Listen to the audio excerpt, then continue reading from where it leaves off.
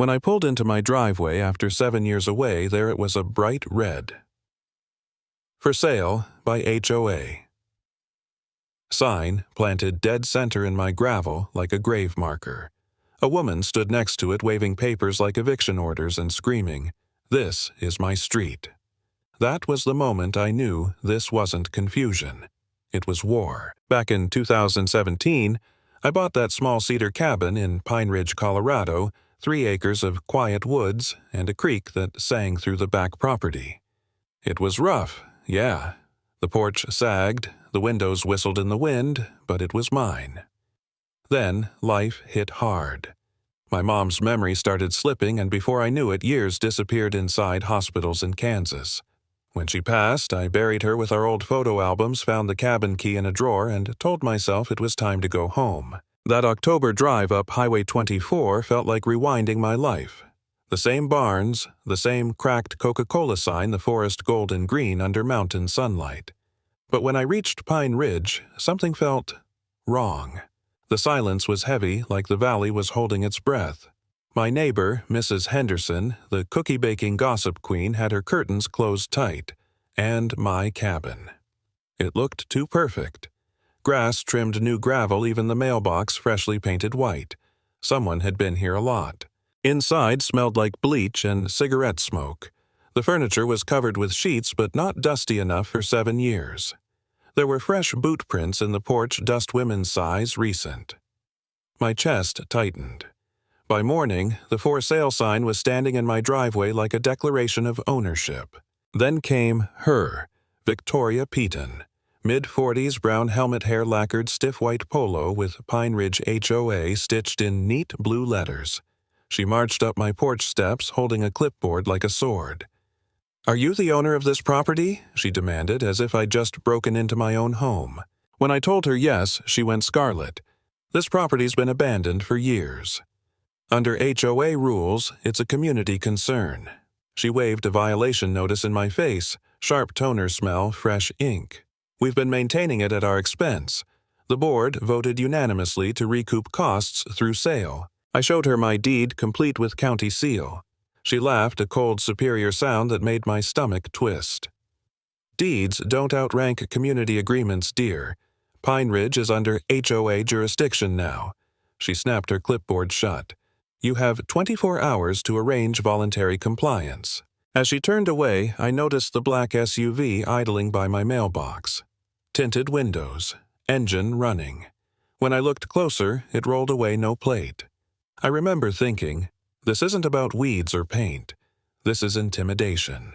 Within hours, violation letters piled up in my mailbox, unapproved lighting, improper landscaping, unauthorized agriculture for my tomato plants.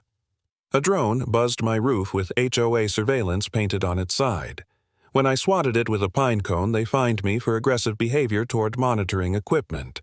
It wasn't governance, it was psychological warfare. For a few days, I tried to laugh it off. Maybe the HOA was overzealous, maybe Victoria was just drunk on authority. But one night the power went out. The main panel was padlocked, the metal gouged like someone tried to pry it open. Then a flashlight beam slid across my kitchen window. My stomach dropped. I called the sheriff. Deputy Alvarez showed up, steady, voice tired, eyes. "Tool marks," he said, shining his light on the lock. "Someone wanted you scared." He handed me a case number. "Document everything. Paper beats rumor." That phrase stuck in my head. I started digging. At the county courthouse, I met a clerk named Janet who looked like she'd seen this play before. When I asked about Pine Ridge HOA's registration, she typed for a minute, frowned, and said, "That's funny. There's no record of incorporation." She printed out trust filings, Victoria's signature on every line. "She's not a chairwoman," Janet said quietly. "She's the entire board." That's when it hit me the HOA wasn't real. It was a scam. But proving it was another story. That night, the power cut again. This time I was ready, my cameras were rolling. I watched the footage in disbelief. Victoria herself, flanked by 2 men, creeping up my back steps, trying to jimmy the lock. When the door held, she pulled out her phone, photographing my security upgrades like evidence of another violation. I stared at that grainy infrared video, her flashlight beam slicing through the dark, her face reflected in my kitchen glass.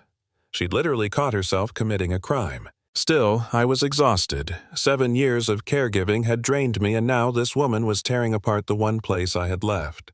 There was a night I sat on my porch, head in my hands, whispering, maybe she's right. Maybe I abandoned this place. Maybe I should just sell and walk away. The thought tasted like ash. Then I remembered Mom. She used to say bullies thrive in silence. I wasn't going to be silent anymore. I started knocking on doors. Mrs. Henderson finally cracked hers open, whispering, she's always watching, and pointed toward Victoria's mansion. Bob Martinez, a grizzled Army vet down the hill, pulled me inside and shoved a beer in my hand. That woman's a damn dictator, he barked. His table was buried in violation letters, grass-length fence, colored dog barking during quiet hours. The kicker, his dog had been dead for 2 years. Then there was Emma Williams, a single mom juggling 2 jobs. Victoria had cited her for unsupervised minors creating community liability because her kids played outside. She showed me a letter offering to buy her house for $8,000, a third of market value, signed by Victoria herself. It was the same pattern everywhere. Harassment fines, intimidation, forced sales. And every property Victoria acquired became a luxury rental on Airbnb. That night, a few of us met in the back room of the general store. 8 people, scared but furious. We shared stories, passed around photocopies of citations, and realized the truth: we weren't victims of bad management. We were targets in a real estate scam. By midnight, we had a plan. Bob would call a buddy in the sheriff's office. Emma would contact a reporter investigating HOA fraud. I'd compile all the evidence deeds, fake filings, the video. The war for Pine Ridge was officially on. A few days later, Emma called, voice trembling. You're not going to believe this. Victoria's hosting a community cleanup day, inviting county officials and media. It was perfect. A stage. A chance to expose her in front of everyone. Saturday came bright and sharp. The field behind Miller's store buzzed with volunteers carrying rakes and paint cans. Victoria arrived like a politician, white blazer, wireless mic, fake smile plastered on. Behind her, 2 assistants set up a projector showing before and after shots of Pine Ridge homes. She talked about property values, community pride, shared vision. My hands shook not from fear, but from focus. When she started boasting about safety improvements, I stepped forward. You mean like breaking into my house? I said loud enough for the crowd to turn. Her smile faltered. I hit play on the projector. The footage filled the screen. Victoria had my back door flashlight cutting across her face. Gasps rippled through the crowd. Then I showed the county documents proving Pine Ridge HOA was never incorporated. The trust paperwork, her signature on every stolen property. Bob started handing out certified copies to the officials. Emma stepped up beside me, reading names of families forced out. Mrs. Henderson raised her voice, shaky but strong. We never voted for this woman. Victoria lunged for the mic, shrieking, This is my community. I made it what it is. The deputy's voice cut through the chaos. Ma'am, step aside, hands where I can see them. Cameras whipped around. She tried to run, tripped over her own extension cord, and face-planted into a pile of mulch.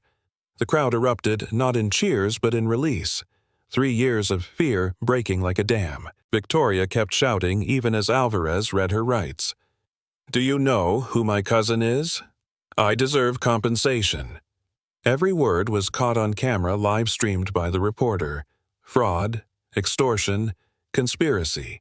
She confessed to everything while the world watched. When the cuffs clicked, I didn't feel triumphant. I just felt lighter, like the mountain had finally exhaled. Later, standing by that same "Red for Sale" sign half buried in gravel. Now I realized it wasn't just about my cabin. It was about every person who'd been bullied into silence by someone waving fake authority. Across the road, porch lights came on one by one, neighbors no longer hiding behind curtains. I don't know what happens next, lawsuits, paperwork, probably months of cleanup. But for the first time in years, the air here feels honest again. Because the truth is simple. Bullies thrive in silence, but they collapse the moment ordinary people start speaking the same truth out loud.